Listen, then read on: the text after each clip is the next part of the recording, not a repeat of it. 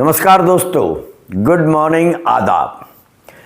America में एक बड़े प्रसिद्ध लेखक हुए हैं जिनका नाम है Samuel Langhorne Clemens. Samuel Langhorne Clemens, लेकिन आप और हम जो भी साहित्य को पढ़ते हैं वे इनको जानते हैं मार्क ट्वेन के नाम से। बहुत अद्भुत, बहुत बड़े लेखक अमेरिका के हुए। इन्हें फादर ऑफ अमेरिकन लिटरेचर कहकर भी पुकारा जाता है और इनके कई उपन्यास हैं, कई कृतियां हैं जिनमें the adventures of Tom Sawyer, adventures of Huckleberry Finn's, जो इसका पहले वाले का सीक्वल था, कई किताबें हैं जिनके लिए जाने जाते हैं। इनका एक बहुत बड़ा कथन है, बहुत महत्वपूर्ण कथन है। वो कथन है, a lie can travel halfway around, a lie can travel halfway around while the truth is putting on its shoes। यानी जब सत्य जूते बांध रहा होता है, जूते के फीते बांध रहा होता है, तब तक झूठ आधा विश्व घूम चुका होता है। इसका जिक्र और इसी के साथ हमारी माइथोलॉजी के कैरेक्टर जिनके बारे में मैं कई बार बोलता हूं, भस्मासुर, उनका जिक्र आज मैं जेफरी एप्स्टीन फाइलों के संदर्भ में करना चाहता हूं। भस्मासुर की कहानी आप सब जानते हैं। पहले शिव भगवान से वरदान लिया भस्म कर देने का, और जब किसी भी व्यक्ति के सर पर यह असुर हाथ रखता था और वो भस्म हो जाता था, तो भस्मासुर को इतना अहंकार हो गया कि उसने शिव भगवान पर ही इसको आजमाने की ठान ली थी। तो आज इन दोनों का, मार्क ट्वेन साहब का सत्य और झूठ को दिया गया कथन और हमारे भस्मासुर की कहानी, इनको जोड़ना चाहता हूं जेफरी एप्स्टीन से। अमेरिका में आप जानते हैं आजकल बहुत चर्चा में है ये नाम। जिनको नहीं पता उनको विस्तार से बताना चाहूँगा ये मामला क्या है और क्यों ये भस्मासुर से और मार्क ट्वेन के कथन से जुड़ता है। अमेरिका में, संयुक्त राज्य अमेरिका में, जेफरी एप्स्टीन से जुड़े दस्तावेजों के सार्वजनिक होने के बाद भारत में जिस तरह चुने गए प्रधानमंत्री, निर्वाचित प्रधानमंत्री और उनके कैबिनेट के मंत्रियों के बारे में संकेत में बिना सबूत अंड बंड बोला जा रहा है, भविष्यवाणियां की जा रही हैं। आजकल आपने सुना होगा, बड़ी रील चल रही है कि 19 दिसंबर के बाद प्रधानमंत्री मोदी इस्तीफा दे देंगे। ये बेहूदगी जो इन दिनों चल रही है वो हमारे लोकतांत्रिक राजनीति के गहरे पतन का स्पष्ट संकेत है। एप्स्टीन फाइल्स में केंद्रीय मंत्री हरदीप पुरी का नाम आने के संदर्भ को अपराध की तरह पेश किया जा रहा है, जबकि ना कोई चार्जशीट है, ना कोई अभियोग है, ना कोई दोष सिद्ध हुआ है। प्रधानमंत्री पर इतने घटिया आरोप लगा रहे हैं। मैं बार बार कहता हूं, आप नरेंद्र मोदी जी की कार्यशैली से, आप नरेंद्र मोदी जी से, उनकी नीतियों से असंतुष्ट हो सकते हैं, उनका घोर विरोध कर सकते हैं, यह हमारा आपका डेमोक्रेटिक राइट है। लेकिन एक चुने हुए प्रधानमंत्री पर बहुत ही छिछले स्तर के आरोप लगाने की जो प्रवृत्ति बढ़ रही है वह लोकतंत्र के लिए घातक है। और यहीं पर आता है मार्क ट्वेन का कथन, और यहीं पर आते हैं भस्मासुर कि इस संस्कृति को किसने पनपाया। यह वही आरोपों की संस्कृति है जिसकी शुरुआत वर्षों पहले विपक्ष को घेरने के नाम पर भारतीय जनता पार्टी ने और उसकी ट्रोल आर्मी ने की थी, और आज वही भस्मासुर बनकर उन्हीं को निगलने को तैयार है। तो चलिए चर्चा करते हैं एप्स्टीन फाइल्स की। अमेरिका की राजनीति और न्याय व्यवस्था में जेफरी एप्स्टीन का नाम अब एक सिर्फ अपराधी का नहीं है, बल्कि सत्ता, धनबल और धनबल के प्रभाव और सत्ता के प्रभाव के गठजोड़ की उस काली कहानी का सच है जिसने वर्षों तक नाबालिग लड़कियों के यौन शोषण को संभव बनाया। एप्स्टीन एक प्रभावशाली अमेरिकी फाइनेंसर था जिसके संबंध राजनेताओं से, अमेरिका के राजनेताओं से नहीं, विश्व भर के राजनेताओं से, उद्योगपतियों से और इंटरनेशनल जो हस्तियां हैं, बड़े लोग हैं, उनके साथ रहे।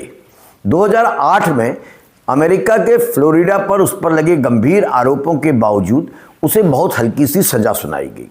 आरोप क्या था कि वो नाबालिग लड़कियों का उपयोग करता था अपने व्यापार के लिए, राजनेताओं को खुश करने के लिए। और एप्स्टीन को जो सज़ा नहीं मिली या कम सज़ा मिली, उसने अमेरिकी न्याय व्यवस्था की निष्पक्षता पर बहुत गंभीर सवाल 2008 में उठाया था। 2019 में न्यूयॉर्क में उस पर दोबारा संघीय स्तर पर सेक्स ट्रैफिकिंग के गंभीर आरोप लगे। वो अरेस्ट था, जेल में था, लेकिन मुकदमे की प्रक्रिया शुरू होने से पहले ही या सजा होने से पहले ही जेल में उसकी मौत हो गई। उसकी मौत को लेकर बड़ी चर्चाएं हैं, कैसे हुई, क्या हुई। फिलहाल आधिकारिक रूप से बताया गया कि उसने आत्महत्या कर ली है। एप्स्टीन की मौत के बाद सवाल और गहरे हो गए। क्या वो अकेला था? वो ये जो बिजनेस करता था, नाबालिग लड़कियों का शोषण करता था, उनको अपने हितों के लिए राजनेताओं के आगे, प्रभावशाली व्यक्तियों के आगे, एक्टर्स के आगे परोसता था, उस सब में क्या वो अकेला था या कोई सिंडिकेट काम कर रहा था? क्या उसका इस्तेमाल प्रभावशाली लोगों को फंसाने या ब्लैकमेल करने के लिए किया गया? ये बहुत बड़ा प्रश्न अमेरिका की राजनीति में इन दिनों चल रहा है कि एप्स्टीन के पास ऐसी फाइल्स हैं बड़े राजनेताओं के बारे में, जिनके थ्रू वो फाइल्स से मतलब है वीडियोस हैं, चैट्स हैं, जिनके जरिए वो इनको ब्लैकमेल करता था। ये इतना बड़ा मुद्दा अमेरिका में बना कि अमेरिका में वर्षों तक ये मांग उठती रही कि एप्स्टीन से जुड़े सभी दस्तावेज पब्लिक कर दिए जाए। अमेरिका में वैसे भी ये व्यवस्था है कि 25 साल बाद सारे ऑफिशियल सीक्रेट्स आउट कर दिए जाते हैं। एप्स्टीन से जुड़े जो दस्तावेज हैं वो कोई ऑफिशियल सीक्रेट नहीं थे, लेकिन जनता इतनी नाराज थी, इतनी ज़्यादा बातें वहाँ हो रही थी कि राष्ट्रपति डोनाल्ड ट्रंप ने अंततः यह निर्णय लिया कि एक ट्रांसपेरेंसी कानून के जरिए, ट्रांसपेरेंसी एक्ट के जरिए, पारदर्शिता के जरिए सारे के सारे एप्स्टीन से रिलेटेड डॉक्यूमेंट्स, ईमेल्स, वीडियोस, जो कुछ भी हैं वे सबको सार्वजनिक कर दिया जाए। अमेरिका के न्याय विभाग, अमेरिका की agency federal bureau of investigation FBI और कांग्रेस की निगरानी समितियों को, अमेरिकी कांग्रेस की जो कमेटीज़ हैं, उनको इस कानून के तहत यह निर्देश दिया गया कि वे एप्स्टीन से संबंधित सभी रिकॉर्ड्स को चरणबद्ध तरीके से सार्वजनिक कर दें, ताकि दूध का दूध और पानी का पानी हो जाए। और यहीं से भारत का संकट शुरू होता है। और भारत में इन दिनों जो बेहद निचले स्तर की बातें, घटिया बातें एक चुने हुए प्रधानमंत्री के बारे में कही जा रही हैं, वो इसी से जुड़ी हैं। इन तथाकथित एप्स्टीन फाइल्स में हजारों पन्नों का डेटा बताया जा रहा है। जो बच्चियां पीड़िताएं थीं, उनकी गवाही इसमें है, ईमेल्स हैं, कई कैलेंडर की एंट्रियां हैं। एप्स्टीन की डायरी में एंट्री है कि वो किससे मिल रहा है, किससे नहीं मिल रहा है। फ्लाइंग डेटा रिकॉर्ड्स हैं, जिन्हें हम फ्लाइट लॉग कहते हैं। एप्स्टीन किसके साथ कहाँ गया, ये सब चीज़ों का उल्लेख इस डेटा में है। अमेरिकी जांच एजेंसियों ने बार बार यह स्पष्ट किया है कि इन दस्तावेजों का उद्देश्य ट्रांसपेरेंसी है, पारदर्शिता है, ना कि बिना सबूत किसी को अपराधी ठहराना। इसके बावजूद दुनिया भर में इन फाइल्स को सनसनी, साजिश सिद्धांत और राजनीतिक हथियार की तरह इस्तेमाल किया जा रहा है। और भारत में इस समय ये जम के चल रहा है। रील्स दर रील्स। 19 दिसंबर के बाद प्रधानमंत्री का इस्तीफा होगा। एक बहुत ही छिछले स्तर की बात करने वाला बुद्धिजीवी है जिनका नाम है डॉक्टर सुब्रमण्यम स्वामी। उनके आप वीडियोस देखिए, उनकी रील्स देखिए, जिसमें वो प्रधानमंत्री के बारे में इस संदर्भ में कितना घटिया बोल रहे हैं। मोदी जी से इतने नाराज क्यों हैं आप? मैं नाराज हूँ क्योंकि हम सब मिलकर के उसको प्रधानमंत्री बनाए थे ताकि हमारे देश में कुछ नई तरीके से देश आगे बढ़े। जो कांग्रेस ने जो जहर पिलाया है वो खत्म हो जाए। अब ये तो कुछ करता ही नहीं है, ये और कुछ करता है। कभी कंगना को बुला करके उसको MP बना देता है, यार ये कारण है मैं नहीं जानता। कभी और कोई ऐसे, वहाँ गुजरात में भी ऐसा करता था जब ये चीफ मिनिस्टर था। क्या करते थे? वही लड़कियों को छेड़छाड़। मोदी जी लड़कियों को छेड़छाड़? हाँ, और ये मैं तो कह रहा हूँ ना, ये कोई नई बात नहीं है। आप नहीं, बहुत बड़ी बात आप कहीं दूसरे देश में रहकर आए हैं, लगता है कि आप जानते नहीं क्या हो रहा है। ये सारी बात दोबारा आप क्यों दोहराने चाहते हैं? क्योंकि इससे कोई फायदा नहीं है। ये हमारे देश में वो अकेला नहीं कर रहा है, सब लोग, अनेक लोग। भारत में जैसे ही ये प्रचार शुरू हुआ तो यह प्रचार शुरू हुआ कि एप्स्टीन फाइल्स में भारतीयों के नाम आ गए हैं, तो राजनीतिक बयानबाजी तेज हो गई। जैसा मैंने कहा, सुब्रमण्यम स्वामी डकैती में उतर आए, बिना यह समझे कि किसी दस्तावेज में नाम का उल्लेख होना किसी अपराध में संलिप्त होना जैसा नहीं है। दोनों अलग अलग बातें हैं। आरोपों की झड़ी लग गई है। कहा जा रहा है कि केंद्रीय मंत्री हरदीप पुरी का नाम भी एप्स्टीन फाइल्स में है। मैंने बहुत कुछ इंटरनेट में पढ़ने की कोशिश करी, पढ़ा। हरदीप पुरी का नाम है कि एप्स्टीन ने उनको कुछ लोगों से मिलाने की बात कही थी, लेकिन इसका सेक्स स्कैंडल से क्या लेना देना। कुछ दस्तावेज हैं, कुछ कैलेंडर की एंट्रीज हैं जो यह दिखाता है कि एप्स्टीन ने इंटरनेशनल लीडर्स से या इंटरनेशनल जो हाई प्रोफाइल लोग हैं उनसे भारतीय राजनेता को मिलाने की बात कही थी। उस समय हरदीप पुरी, आप याद रखिएगा, Hardeep Puri Indian foreign service के अधिकारी थे, एक वरिष्ठ भारतीय राजनयिक थे और संयुक्त राष्ट्र संघ जैसे इंटरनेशनल फोरम में वो भारत को रिप्रेजेंट करते थे। तो बहुत संभव है, अमेरिका में लॉबिस्ट को हायर करना बड़ी कॉमन बात है, एप्स्टीन से भी वो संपर्क में आए हों, ऐसा संभावना है। यह तथ्य किसी से नहीं छिपा है कि अंतर्राष्ट्रीय कूटनीति में काम करने वाले राजनयिकों के लिए ये जरूरी हो जाता है कि वो लॉबिस्ट के साथ संपर्क में रहे। और डेफिनेटली अगर वो किसी लॉबिस्ट के साथ संपर्क में है और वो लॉबिस्ट बाद में पता चले किसी सेक्स स्कैंडल से जुड़ा है, तो हरदीप पुरी का नाम या किसी भी व्यक्ति का नाम उसमें हो सकता है। लेकिन ध्यान देने वाली बात यह है कि किसी अमेरिकी एजेंसी ने, ना ही किसी अदालत ने कभी भी यह कहा है कि भारतीय मंत्री हरदीप सिंह पुरी का एप्स्टीन के यौन अपराधों या सेक्स ट्रैफिकिंग से कोई संबंध है।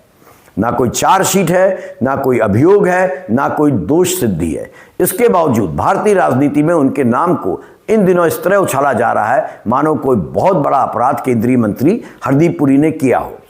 और यहां पर वो बात आती है, वो खतरनाक प्रवृत्ति आती है जिसकी जन्मदाता भारतीय जनता पार्टी रही है। वही खतरनाक प्रवृत्ति जिसमें संपर्कों को साजिश, किसी भी प्रकार की डायरीज में अगर हरदीप पुरी का नाम है तो उसको अपराध में बदल दिए जाने की प्रवृत्ति, अतीत में जाने की प्रवृत्ति, जितनी गड़बड़ियां हैं उन सबको अतीत के खाते में डाल दो, जवाहरलाल नेहरू के खाते में डाल दो, इंदिरा गांधी के खाते में डाल दो। ये सब किसने किया? किसने इस भस्मासुर को पैदा किया? और अब वही भस्मासुर इन्हीं लोगों पर हाथ रखने के लिए मचलने लगा है। यही पैटर्न प्रधानमंत्री नरेंद्र मोदी के संदर्भ में भी दिखाई देता है। कभी कहा जाता है कि नाम आया है, कभी कहा जा रहा है ईमेल में उनका जिक्र है, और संकेतों के जरिए ऐसा माहौल बनाया जा रहा है कि प्रधानमंत्री और एप्स्टीन के बीच कुछ ना कुछ गड़बड़ झाला था। सुब्रमण्यम स्वामी के बयान आप देखिए, और सुब्रमण्यम स्वामी के बयान तो अब बेहुदे लगने लगे हैं। कांग्रेस के महाराष्ट्र के पूर्व मुख्यमंत्री पृथ्वीराज सिंह चौहान तक ने यह कह दिया है कि 19 दिसंबर के बाद नरेंद्र मोदी प्रधानमंत्री नहीं रहेंगे। Well, I didn't want to take up that issue today. I wanted to wait for it. क्योंकि कुछ जो मैंने जो ट्वीट किया था कि मैंने शुड भी नहीं कहा, मैंने कहा तो हो सकता है। मैंने कहा था कि एक महीने के अंदर मराठी आदमी हमारे देश का प्रधानमंत्री बन सकता है। I stand by that statement. यह बयान ना तो किसी संवैधानिक प्रक्रिया पर आधारित है, न ही किसी राजनीतिक यथार्थ पर। विशुद्ध रूप से अफवाह, भविष्यवाणी और अस्थिरता पैदा करने की भाषा एक वरिष्ठ व्यक्ति ने, कांग्रेस के नेता और पूर्व मुख्यमंत्री ने कही। इसीलिए मैं बार बार ये कह रहा हूं कि इस प्रकार की प्रवृत्ति का जन्मदाता कौन? भारतीय जनता पार्टी। कुछ साल पीछे चलते हैं, आरोपों की संस्कृति को पैदा करने वाला कौन था, इसको समझते हैं। यह संस्कृति अचानक पैदा नहीं हुई, इसकी नींव उस समय रखी गई जब विपक्ष को घेरने के नाम पर बिना सबूत आरोपों को वैध बताया गया। राहुल गांधी जी के मामले में प्रवृत्ति सबसे स्पष्ट रूप से सामने आती है। ट्रोल आर्मी जो है, बीजेपी स्पॉन्सर्ड बताई जाती है, या बीजेपी का आईटी सेल जो है, वो सोशल मीडिया में राहुल गांधी की निजी जिंदगी को पिछले कई वर्षों से निशाना बताता आ रहा है। कभी विदेशी महिलाओं के साथ तस्वीरें जोड़ दी जाती हैं, मनगढ़ंत कहानियां बताई जाती हैं, तस्वीरों के संदर्भ को काट दिया जाता है और राहुल गांधी के चरित्र को टारगेट किया जाता है। मैं आपको इसका सबसे ठोस और तथ्यात्मक उदाहरण देता हूं। ऐसे वायरल तस्वीरें और वीडियो हैं जिसमें राहुल गांधी एक युवती के साथ विदेश में या हो सकता है देश में कहीं दिखाई दे रहे हो। सोशल मीडिया पर जबरदस्त दावा किया गया कि ये उनकी गर्लफ्रेंड है। और आपको जानकर दुख होगा, जब फैक्ट चेक एजेंसीज ने, जो स्वतंत्र एजेंसीज होती हैं जो फैक्ट चेक करती हैं, उन्होंने इन फोटो और वीडियो को जांचा तो सामने आया युवती और कोई नहीं बल्कि राहुल गांधी की भांजी मिराया वाड्रा यानी प्रियंका गांधी जी की बेटी है। इसके बावजूद उस झूठे प्रचार को ना तो रोका गया है और ना ही अफवाह फैलाने वालों ने कोई माफ़ी मांगी। यह घटना मामूली नहीं है, यह उस मोड़ का संकेत है जहां निजी तस्वीरें और पारिवारिक रिश्तों तक को घटिया राजनीति के लिए इस्तेमाल किया जाता है। राहुल गांधी के मामले में तर्क बार बार दिया जाता है कि सवाल पूछना अपराध नहीं है और राजनीति में सब चलता है। बिना ठोस सबूत संदेह जताना, इशारे करना, चरित्र पर हमला करना आखिर किसने सामान्य किया? उस समय तो आपको यह हथियार बड़ा मज़ेदार लगता था, सुविधाजनक लगता था। राहुल गांधी कोई बयान दे रहे हैं, उसको काट छाट के यह चिन्हित करना कि ये तो पप्पू हैं या आलू से सोना निकालने की बात करता है, ये सब कुछ में आपको बड़ा मज़ा आता था। लेकिन अब जब यह जहर पूरी व्यवस्था में फैल गया और आप पर प्रहार कर रहा है तो आप अब परेशान हैं। सत्ता के शीर्ष पर बैठे प्रधानमंत्री और मंत्रियों पर इस्तेमाल होने लगा है यही घटिया तरीका। एप्स्टीन फाइल्स जैसे गंभीर राजनीतिक अपराध, अंतर्राष्ट्रीय अपराध, राजनीतिक नहीं अंतर्राष्ट्रीय अपराध, केवल कुछ फाइल्स, कुछ डेटा और कुछ ईमेल्स की बातें, और उनके जरिए आप एक चुने हुए प्रधानमंत्री पर आरोप लगा रहे हैं। और यहीं पर आते हैं हमारे भस्मासुर। इसलिए मैंने भस्मासुर का जिक्र शुरुआत में किया था। ये भस्मासुर भारतीय जनता पार्टी ने स्वयं पैदा किया और अब ये उसी को खाने के लिए दौड़ रहा है, मचल रहा है। आरोपों को एक सामान्य बनाने की राजनीति अंततः किसी एक दल तक सीमित नहीं रहती, वह पूरी राजनीतिक संस्कृति को जहरीला बना देती है और ये हमारे देश में अब प्रूव होता नजर आ रहा है। सबसे बड़ा नुकसान लोकतंत्र को, डेमोक्रेसी को इसके चलते हो रहा है। जब चुने हुए प्रधानमंत्री और केंद्रीय मंत्रियों के बारे में अनाप शनाप कहा जाने लगा है, ये क्लेम किया जाने लगा है वो फलानी तारीख के बाद पद पर नहीं रहेंगे, कोई प्रूफ नहीं है, कोई नया चुनाव नहीं होना जा रहा है, कोई नया एक्ट नहीं आ रहा है जिसके चलते प्रधानमंत्री को हटा दिया जाए, तो इससे क्या होता है? जनता के मन में भ्रम फैलता है, लोकतांत्रिक संस्थाओं के प्रति आस्था कम होती है, राजनीति बहस से हटकर साजिश और बदनामी की ओर खिसक जाती है। एप्स्टीन फाइल्स का उद्देश्य न्याय और पारदर्शिता था, ना कि दुनिया भर में चुने हुए नेताओं पर बिना प्रमाण कीचड़ उछालना। हरदीप पुरी का नाम हो या किसी अन्य का, बिना चार्जशीट, बिना मुकदमा, बिना दोष सिद्धि, बिना फाइल्स के सामने आए इस प्रकार के आरोप लगाना बेहद घटिया है, लोकतांत्रिक मूल्यों के खिलाफ है। और जब ये आरोप उन्हीं के द्वारा लगाए जाते हैं या उन्हीं औजारों से लगाए जाते हैं जिन्हें कभी विपक्ष को घेरने के लिए गढ़ा गया था, तो यह साफ हो जाता है कि भस्मासुर अब अपने जन्मदाताओं की ओर बढ़ चुका है। यदि भारतीय राजनीति ने समय रहते इस प्रवृत्ति पर लगाम नहीं लगाई तो यह किसी एक दल या नेता को नहीं बल्कि पूरे लोकतंत्र को निश्चित तौर पर नुकसान पहुंचाएगा। आज जरूरत इस बात की है कि असहमति और आलोचना को तथ्यों के आधार पर, तर्कों के आधार पर, नीतियों के विरोध के आधार तक सीमित रखा जाए, ना कि अफवाहों, इस प्रकार के घटिया संकेतों, चरित्र हनन के प्रयासों तक। याद रखिएगा, भस्मासुर की ये आग अगर इस प्रवृत्ति को नहीं रोका गया तो हर एक को झुलसाएगी और तब दोष किसी एक व्यक्ति का नहीं, उस राजनीतिक संस्कृति का होगा, उस राजनीतिक पार्टी का होगा जिसने इसे पैदा किया। धन्यवाद।